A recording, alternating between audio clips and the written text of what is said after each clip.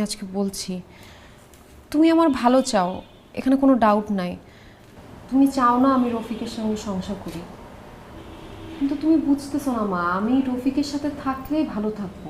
তুমি এখানে যত দিন খুশি থাকো, আমাদের কোনো সমস্যা নাই, কিন্তু সব ব্যাপারে এত ইন্টারফেয়ার করলে আমরা আসলে সংসারটা ঠিক মতো করতে পারছি না মা, আমাদের মাঝখানে ঝামেলা হচ্ছে। তোমরা তোমাদের মতো সংসার করো, তোমাদের সংসারের মধ্যে আমি কখনো আর কথা বলতে আসবো না। I am sorry. তো হয়েই গেল। রফিক, আমার তো ধান কাটার সময় হয়েছে রে বাবা, আমি কালকে সকালে বাড়ি চলে যাই। তুই বৌমারে নিয়ে বাড়ি আসিস, নতুন ধানের পিঠাপুলি খাবি। বাবা, আমাদের আসলে অফিসের অনেক কাজের প্রেশার, আমি রফিক কেউই গ্রামে এখন যেতে পারবো না। ওরা যেহেতু যাবে না তাহলে আমি যাই। ওরে বাবা, আপনি? আমি কিন্তু খুব ভালো পিঠা বানাতে পারি।